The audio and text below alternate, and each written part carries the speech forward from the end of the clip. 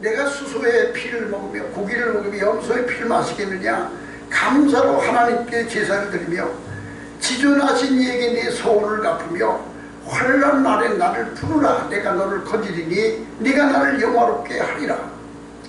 환난 날의 신앙이 어떤 신앙이 되어야 할까요? 이 세상이 정의롭고 올바르고 아주 그런 공의가 흐르는 세상이면 온 백성들이 다 하나님을 공경하며 하나님 앞에 영광을 누리는 그런 나라, 그런 사람들만 많이 있으면 좋겠지만 어디 세상이 그렇습니까? 평안한 날이 얼마나 됩니까? 아까도 말씀드린 것처럼 지금 살고 있는 우리 지금 이 시대는 혼란의 시대이며 위기의 시대입니다. 이제 은혜가 넘치는 이 대한민국 땅에 혼란이 오고 위기가 왔습니다. 박해의 시대가 왔습니다. 마태복음 24장 4절에 말씀하시기를 예수께서 이르시되 너희가 사람이 미혹을 받지 않도록 주의하라. 많은 사람이 내 이름으로 와서 이르되 나는 그리스도라 하며 많은 사람을 미혹하리라. 난리와 난리 소문을 듣겠으나 너희는 삼가 두려워하지 말라. 이런 일이 있어야 하되 아직 끝은 아니니라. 민족이 민족을 나라가 나라를 대적하여 일어나겠고 곳곳에 기근과 지진이 있으리니 이 모든 것은 재난의 시작이니라. 재난의 혼란의 때가 옵니다. 전쟁을 겪어보지 않은 젊은이들은 모르지만 전쟁이 일어날 때 얼마나 그 어려운 일이 많습니까? 전쟁의 때가 혼란의 때입니다. 홍수가 일어나고 화산이 터지는 그런 지역에 사는 사람들, 지금처럼 전염병이 전 세계로 이렇게 확산되는 시대, 지금이 혼란의 시대입니다. 이것은 국가적인 사회적인 혼란이면서 각 사람 개인에게 주어지는 혼란이 있습니다. 집에 화재가 나서 모든 재산이 다 불타버리는 일이 일어날 때 그 사람에게는 그것이 재난이며 혼란이 됩니다. 죽을 병이 들어서 병원에서 사형선고를 받아 고침받지 못할 때, 사랑하는 사람을 잊어버려 떠나버릴 때, 사업의 실패로 말미암아 가게가 재산이 다 날아갈 때, 이럴 때 각 개인에게 주어지는 혼란과 시험입니다. 이 혼란이 올 때에 우리는 어떻게 해야 될까요? 오늘 성경에 말씀하시기를 내가 수소의 고기를 먹으며 염소의 피를 마시겠느냐. 감사로 하나님께 제사를 드리며 혼란날에 나를 부르라 그랬어요. 이 말씀은 구약시대에는 하나님의 제사를 때 양을 잡고 송아지를 잡고 그 제물을 하나님께 드리며 제사를 드리는데, 이 내가 수소의 고기를 먹으며 염소의 피를 마시겠느냐, 이 말씀은 내가 그런 것을 좋아하는 줄 아느냐고요. 너희가 내게 와서 예배할 때 형식적으로 억지로 하는 예배, 나는 그걸 받지 아니한다는 말씀이에요. 두려워하는 마음으로 하나님을 섬기는 것이 아니라, 내가 예수 안 믿고 하나님 말씀대로 살지 아니하면 내가 하나님께 징계를 받고 예수를 믿지 않으면 내가 지옥 간다더라. 그래 두려워해서 하나님을 섬기는 것이 아니라, 우리는 하나님 앞에 예배할 때에 하나님을 사랑함으로, 하나님을 내가 좋아함으로 예배 드리는 것이 나의 기쁨이기 때문에 예배를 드리는 겁니다. 하나님을 섬기는 겁니다. 총을 들고 강도가 와서 꼼짝마 그러면 두 손을 번쩍 들고 그 강도가 시키는 대로 다 따라하죠. 그 두려움에 의해서 순종하는 거예요. 그런데 사랑하는 남편이나 아내가, 부모님이 나에게 사랑을 베풀 때 그 부모님에게 가서 내 정성을 다하고 내 사랑을 표현하고 하는 것과 같이, 하나님을 섬길 때 우리는 억지로 하는 것이 아니라, 하나님을 섬길 때 우리는 두려워함으로 하는 것이 아니라 감사함으로, 하나님을 사랑함으로, 하나님이 나의 기쁨이 되므로, 감격함으로 드리는 예배, 하나님은 그런 예배를 우리에게 요구하십니다. 환난을 당할 때 우리는 하나님 앞에 감사함으로 나가 예배해야 됩니다. 나는 하나님이 좋아, 하나님을 사랑합니다. 입술로 하나님을 사랑한다 고백하고 나의 삶을 통하여, 사는 생활을 통하여 하나님을 사랑하는 사랑을 고백하며, 하나님은 나의 기쁨이며 나의 소망이며, 다윗이 기도할 때 뭐라고 기도했어요? 여호와는 나의 목자시니 내가 부족함이 없소이다. 여호와는 나의 산성이시요 나의 구원의 뿌리시요 나의 피할 바위시요 나의 피난처시요 나의 구원의 뿌리시요. 하나님을 다윗은 너무 좋아했습니다. 하나님을 기뻐했습니다. 우리는 하나님 앞에 나가 예배할 때 하나님을 사랑함으로, 내가 좋아함으로, 예수님 앞에 나가 기도하고 찬양하는 것이 기쁨인 거예요. 우리 교회는 주일 예배 드리면서 사도신경 마치고 나면은 설교할 때까지 찬송가만 불러요. 뭐 교동문 같은 거 안 해요. 왜? 찬송가가 기도 내용이고 찬송가가 신앙 고백이에요. 하나님께서 말씀하시를 내가 내 백성을 나를 위하여 지었나니 곧 나의 찬송을 부르게 하려면, 우리가 찬송 부를 때 우리가 존재의 의미가 있는 것이며 하나님이 기뻐하시는 거예요. 이스라엘의 찬양 중에 내가 거기 거하리라.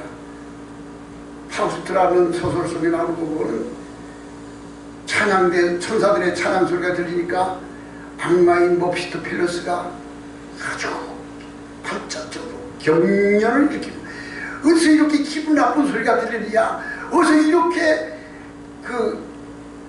우리를 괴롭히는 것이 들리느냐, 그러면서 못 견뎌하면서 다 도망가고, 찬양을 들을 때 우리가 하나님 앞에 나가 찬양을 부를 때 기쁨으로 감사함으로 찬양을 부르는 거예요. 하나님을 섬긴 것이 나의 기쁨이요 나의 의미입니다.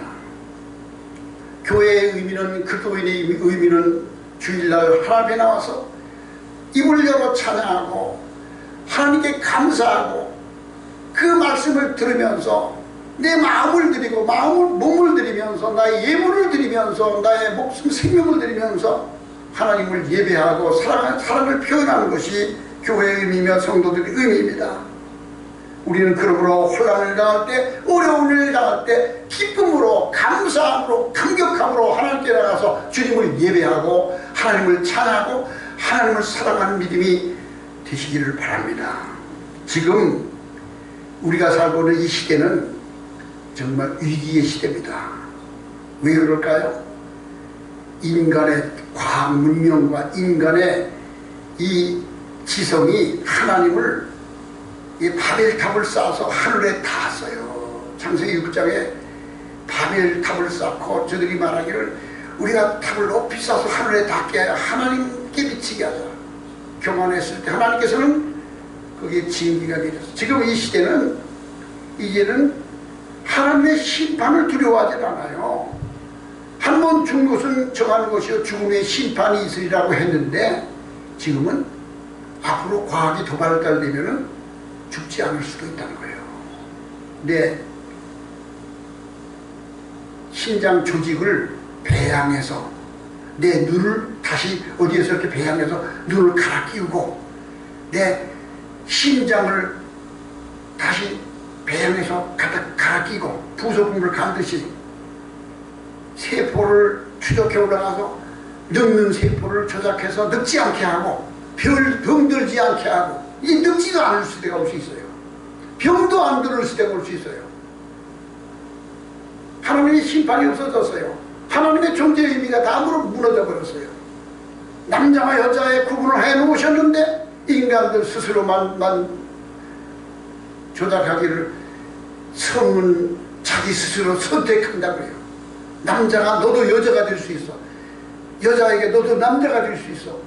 남자와 여자가 결혼해서 부부가 이루고 가정을 이루는 것이 하나님의 순리의 법칙인데, 남자끼리 결혼하고 여자끼리 결혼하고 동물과도 결혼하네. 저 외국에서는요 동물과 결혼식을 합니다.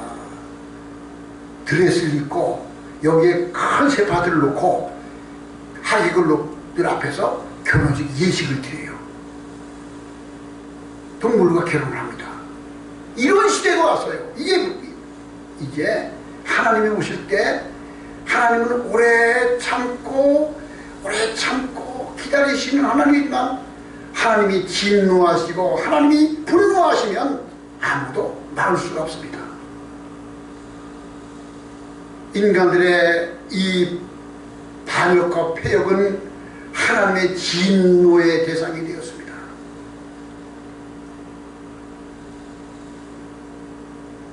요즘은 중국이 시진핑이 그 수상이 된 다음에 그는 완전히 공산주의, 그냥 중국이 세계 패권 국가가 된다는 것이고 세계 다른 모든 나라를 다 지배하겠다는 거예요. 다 지배국이 돼서 자기가 상전나라하게 되겠다는 거예요. 그게 중국 놈이라는 거예요. 그걸 통해서 전 세계를 점령해 나가는 거예요. 이 대한민국도 중국에 의하여 지금 움직여지고 있어요.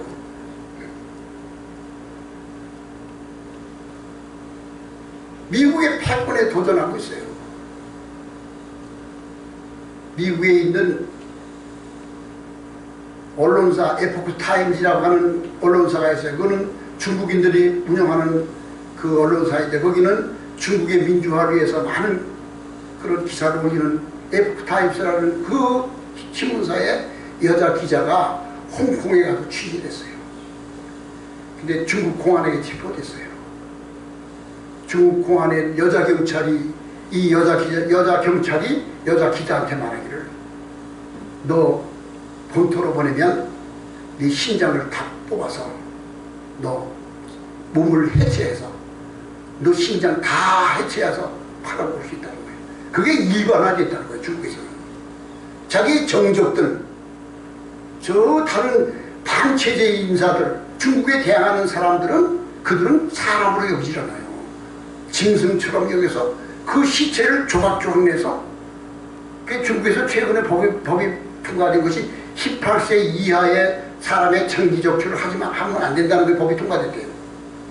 그러면 18세 이하는 장기적출 하지 말라고 하시면 18세 이후는 장기적출해도 된다는 이론이 되는 거 아니에요? 중국은 장기적출이 일반화됐어요. 시시를 파는 게 아주 일반화됐어요. 그게 사형원도를 당하잖아. 사형을 딱 당하면 그 죽은 사람의 시체를 가져가 다 뽑아. 가족이 내주지 않아요. 다 분해해서 파는 거예요. 이런 나라가 중국인데 그 나라가 세계를 지배하겠다고 할 거예요. 그러니까 미국서 그 중국의 패권. 미국은 어떤 나라예요? 미국이 중국을 키워줬어요. 가난하게 짝이 없는 그 나라를 클린턴 대통령 때 중국이 잘 살게 되면 민주화가 될 것이다. 미국에서는 전 세계를 다 민주화되기를 그거를 지향하고 있어요.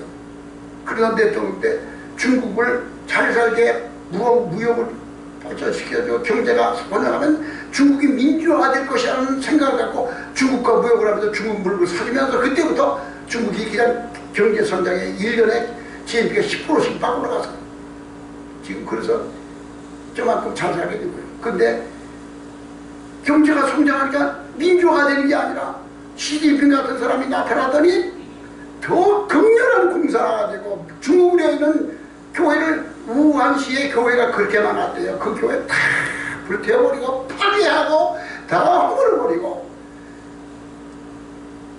그리고 이번 코로나19라는 이 전염병은 중국 생화학 무기 공장에서 만드는 거예요. 고의적으로 짐승에서 흘러나온 게 아니에요. 이미 그것은 증거가 나타납니다. 그 생화학 무기 공장에서 근무하던 사람들이 탈출해서 미국 와서 그걸 다 증언하고 있어요. 그러니까 중국은 코로나라는 전염병을 고의로 만들어서 퍼뜨린 거예요. 서방을 이길 수 있는 방법이 없어요. 그러니까 생물학 무기를 통해서 이 전염병을 영국, 프랑스, 독일, 미국, 서방세계가 전부 코로나로 사망자가 그렇게 많이 영국의 수장까지 코로나 확진이 되고요. 뭐 이게 중국서 고의적으로 코로나 전염병을 세계에 퍼뜨린 거예요. 이런 범죄가 어디 있습니까? 그러니까 세계가 중국을 향해서 이 사실이 너무 확실히 드러나니까 손해배상 청구를 하겠다는 거예요. 중국. 호주에서 지난 4월 달에 중국을 향해서 4조 달러, 6조 달러 손해배상 청구 소송을 합니다. 6조 달러를. 또 어디 이란 그 옆에 있는 이란에서 중국을 향해서 20조 달러 손해배상을 청구합니다. 미국에서는 지금 미주리주 한 주에서만 26조 달러 손해배상 청구를 했어요. 미국 트럼프 대통령이 미국 전체의 그 사망자에 대한 손해배상을 청구한 아직 안 했어요. 그런데 지금 미국은 중국을 중국을 미워하는 게 아니에요. 중국은 인민은 존중하지만 시진핑 이 지도자들은 반드시 제거해야 된다는 정책을 하고 있는 거예요. 그런데 엊그제 제가 기사를 보니까 미국에서 중국을 향해서 미주리주에서 26조 달러 손해배상 청구를 했다고 나오니까 뭐라고 하는가 중국서 반응한 것이 가장 지랄 같은 제의. 그들이 그렇게 발작적으로 반응을 해요.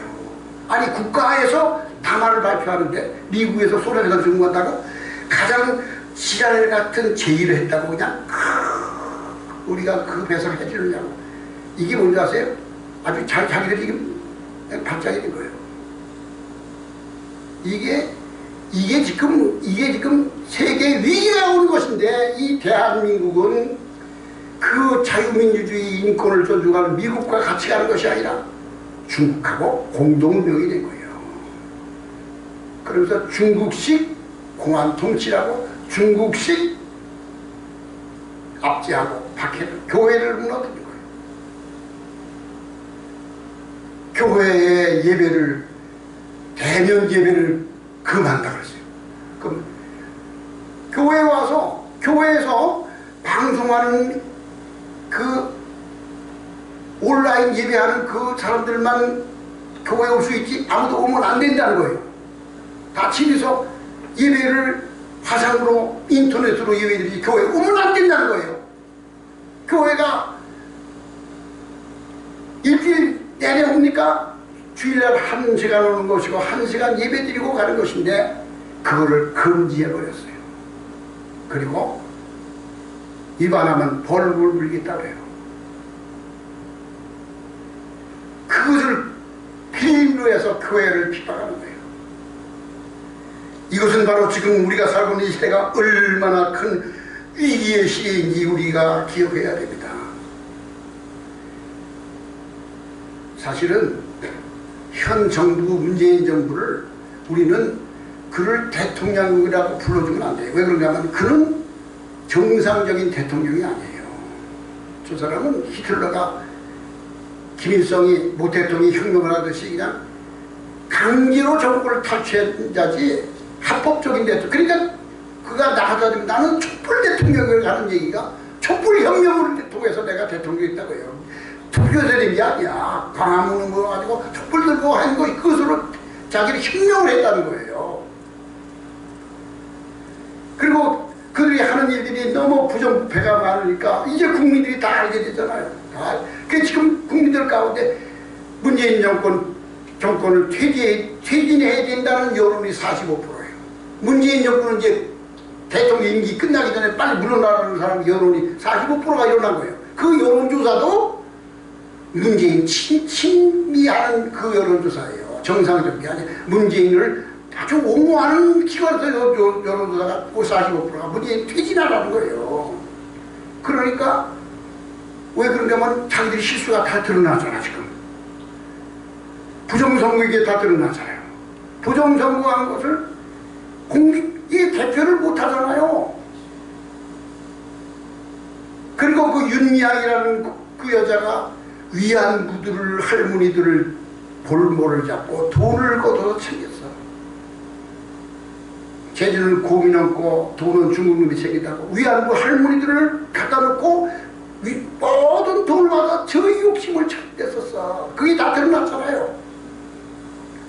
태양광 발전을 만든다고 해서 산을 다 파괴해서 홍수가 나서 산이 다 무너지고, 이번에 주택값이 폭등해가지고 불만이 국민들이 저항이 일어나고 대법원, 사법부, 검찰부 다 문재인의 신여가 돼서, 그리고 중국과 동맹을 맺으려 이번에 미국서 초청한데 그걸 거절하고 국방장관 회담을 초청하는데 지금 대답을 안 해요. 그 중국과 동맹하겠다고 이제는 노골적으로 하는 거예요. 중국과 세 가지 약속을 했어요. 한미일 이 안보 동맹에 우리는 같이 하지 않겠다고 중국이 약속해 줬어요. 우리는 한미일 미사일 방어 공조에 우리는 참여하지 않겠다는 두 번째, 세 가지를 약속해 줬어요. 문재인이 대통령 된 해, 그 해 9월달에 중국에 가서 첫 번째, 한미일 안보 동맹을 깨뜨려 여기서 떠나겠다는 거예요. 두 번째, 한미일 미사일 공조에 우리는 참여하지 않겠다고요.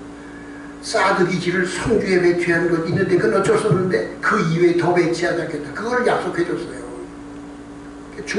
이제 중국에 가서 동맹을 맺고 왔어요. 미국과 지금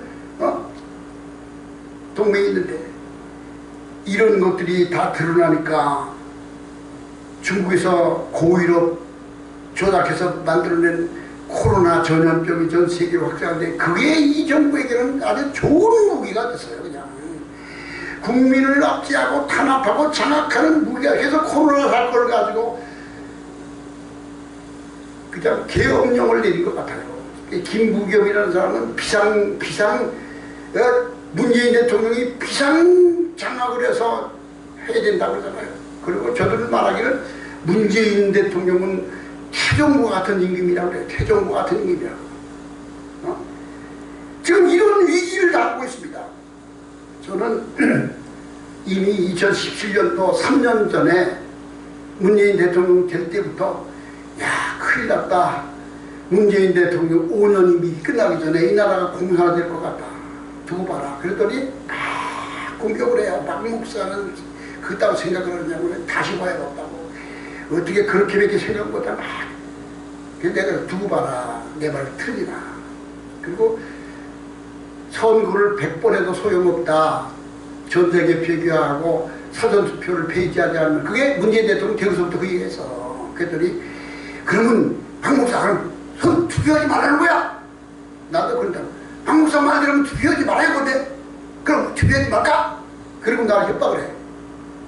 나는 그런 의미를 한 게 아니라 지금 이 전자개표기와 사전투표기를 하고 있는 동안에 우리가 투표해봐도 소용없어. 저들이 의도대로 따라하는 거예요. 그 유시민이가 180석이 나온다고 딱 미리 얘기했잖아. 그대로 나오잖아. 저들 다 공유하고 있는 거야 다. 이 나라는 지금 공산화되어 가고 있어요. 하나님이 간섭하지 않으면 돌이킬 수가 없어요. 그 이유가 왜 그런지 아세요? 교회가 부패했기 때문이에요. 목사들이 빛이 되지 못하고 소금이 되지 못해서 그래요. 목사들이 지금 코로나를 통해서 교회의 화상 대면 예배를 금지한다고 하면서 이렇게 할 때 아니 영향력 있는 목사들이 모여가지고 이런 데가 어딨냐. 부정선거에 대해서도 선거 부정을 소송을 거는데 어떻게 그걸 판결하지 않냐고. 그게 왜 정치적인 거예요. 그게 왜. 그러면서 항의라고 나서야 될 텐데 다 숨죽이고 묻지 말고 지상풍기만 찾고 따라. 그러니까 저들이 기독교를 우습게 보는 거예요. 교회가 우스운 거예요. 이게 야마짜냐 이건 헐게리야. 근데 그뿐만 아니라 거기서 가서 비유 맞추고 손 비비고 잘 보이려고 하고 하는데 드글드글 했더라. 잘한다고 교회를 핍박하는 것을 그런 것만. 그러니까 나라가 이 지경이 된 거예요. 그러므로 우리는 하나님 앞에 이 위기를 당할 때 우리는 어떻게 해야 될 것이냐. 감사함으로 예배를 드려야 돼요. 기쁨으로 예배해야 돼요. 하나님을 사랑하는 마음. 내 마음을 다해서 하나님을 사랑. 주님을 사랑합니다. 나는 주님을 사랑합니다. 감사합니다. 내가 예수 안 믿으면 벌 받을까봐 무서워서 믿는 게 아니야. 지옥 갈까봐 내가 무서워서 교회를 하는 게 아니야. 하나님이 좋아서. 저는요, 찬송가를 10번 부르고 20번을 불러도 30번을 불러도 아쉬워요. 또 부르고 또 부르고 그래도 더 부르고 싶어요. 왜? 찬송을 부르면 기쁘거든요. 찬송 부를수록 더 좋아요. 어떤 사람은 찬송가가 왜 4절까지 있느냐? 아이고, 왜 노래를 이렇게 많이 해? 또 부르고 또 부르고. 왜 교회는 그렇게 찬송가가 그렇게 많이 해? 너는 그걸 알아. 네가 그게 뭔지. 하나님을 사랑하기 때문에, 하나님이 좋아서 부르는 걸 네가 모르기 때문인 거예요. 그러므로 우리는 환난을 당할 때 감사함으로 하나님께 예배하며, 두 번째로는 내 마음의 소원을 갚으며, 지저하신 이에게 내 소원을 갚으며, 환난 날에 나를 부르라. 내가 너를 건지리니 하나님의 소원을 갚으라 했어요. 야곱이 에서를 피하여 도망갈 때 광야에서 돌을 베게 하고 누워 자다가 하나님께 소원을 합니다. 하나님, 나를 지켜주시고 나와 함께 해주시고 내게 복을 주세요. 하나님, 나와 함께 해주세요. 나로 평안히 집에 돌아오게 하면 나에게 먹을 양식을 주고 입을 옷을 주고 나와 함께 해주시면 내가 하나님을 섬길 것이며, 하나님은 나의 하나님이 될 것이며, 내가 이 돌을 주춧돌을 삼아 하나님의 성전을 지으리다. 하나님께 소원하고 약속했어요. 그 야곱의 소원들 하나님이 그에게 복을 주셔서 그가 집으로 돌아올 때 큰 무리를 거느리는 부자가 되어 돌아오게 했습니다. 하나님 앞에 우리의 의무를 다하고 우리의 할 바를 다하는, 하나님 앞에 부끄러움이 없는 믿음이 되시기를 바랍니다. 이것이 바로 우리의 소원을 갖는 거예요. 1859년 영국의 어느 목사님의 딸을 프랜시스 하비잘이라는 22살 먹은 목사 딸 여자아이가 몸이 너무 허약하고 병이 들어서 건강을 얻으려고 독일로 여행을 떠났어요. 독일로 여행을 떠나가지고 유셀도르프 도시에 머무르고 있는 동안 거기 있는 미술관을 방문하게 됩니다. 미술관을 쭉 방문하다가 한 그림을 발견했는데 십자가에 못 박혀 매달려 있는 예수님의 사진을 봅니다.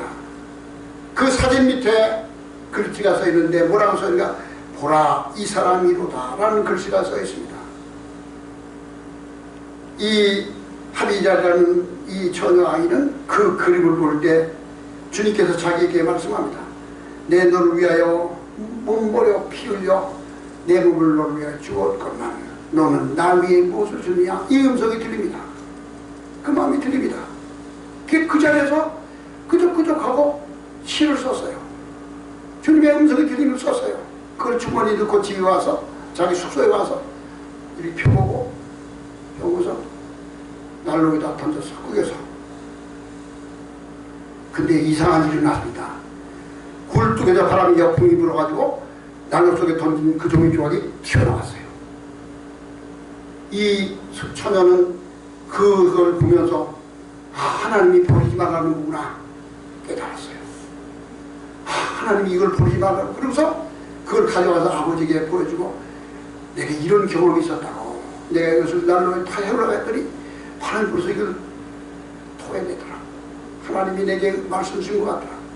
그걸 가지고 곡절을 붙여서 찬송을 만드는데 그것이 바로 내 너를 위하여 몸버려 피 흘려 너 위에 몸을 주건만 너 나 위에 무엇을 주냐. 이 찬송가가 그래서 나온 거예요. 이게 311장인가 거예요. 내 너를 위하여 몸버려 피 흘려 너를 위해 내 몸을 주건만. 밤같은 세상에 내려와 내 몸을 주건만. 우리 하나님 앞에 우리는 주님께서 내 마음에 준 감동을 따라서 하나님을 영화롭게 하는, 하나님을 기쁘시게 하는 그런 믿음이 되시기를 바랍니다. 세 번째로는 부르짖어 기도해야 됩니다. 하나님께 부르짖으십시오. 환난 날에 나를 부르라. 내가 너를 건지리니 내가 너를 영화롭게 하리라. 환난을 이기는 방법은 부르짖어 기도하는 것입니다. 지금 우리나라는 이 박해의 시대에, 이 위기의 시대에 온 교회가 교단마다 교회마다 하나님 앞에 나를 위하여 기도하는 기도의 시간을 정하고 중보 기도하는 그런 시간을 선포하고 기도해야 됩니다. 환난하는 날 온 교회들마다 하나님 앞에 금식하며 환난을 이 재난을 하나님이 없애 주시길 기도하면 하나님은 반드시 전화위복하게 하실 줄 믿습니다.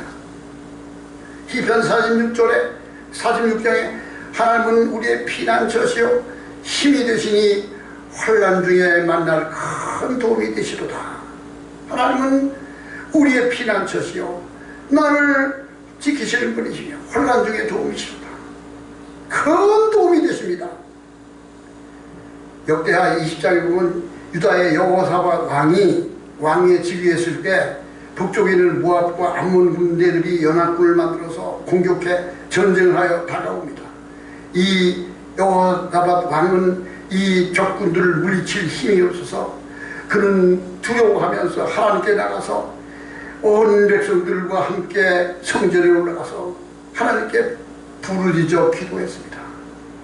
역대하 20장에 있는 것입니다. 하나님께 간절히 부르짖어 기도하는데 금식하며 온 백성에 금식을 선포하고 기도했는데 선지자 아히엘이 여호와께 가서 말하기를 이 적군들을 인하여 두려워하거나 놀라지 말아라. 이 전쟁은 너에게 속한 것이 아니라 하나님께 속한 것이라. 하나님께서 너희를 싸워주리라. 그 음성을 듣고 하나님께 나가 찬양할 때, 하나님께 부르짖어 기도할 때 하나님께서 놀라운 일을 베푸셔서 그 모압과 암몬 군사들이 다 서로 내분이 일어나 전쟁이 일어나 저희끼리 죽이고 죽다가 다 도망가버리고 그들이 버린 전리품을 수거하는 데만, 노획하는 데만 사흘이 걸렸다고 큰 승리를 주셨습니다. 그러면 우리는 위기를 만날 때, 환난을 당할 때 부르짖어 기도하십시오. 한 길로 왔다가 7길도 찬양하십시오. 아까 말씀드렸죠. 파우스트라는 그 소설에 나오는 괴테가 쓴 소설 보면 악마가 이 파우스트라는 노학자를 지옥으로 끌고 가려고 그에게 약속을 하면서 내 이름을 지옥의 명부에 피로 서명해줬어요. 자기 영혼을 팔았어요. 근데 그 주배 순간에 갔을 때 천사들이 찬양을 막 부르니까 악마들이 다 떨어져나갔어요. 하나님을 찬양하는 곳에 능력이 있습니다. 부르짖어 기도하는 곳에 하나님이 함께 하십니다. 너희가 세상에서 환난을 당하나 담대하라. 내가 세상을 이온다. 하나님이 내 편이 되시면 누가 나를 대적하려.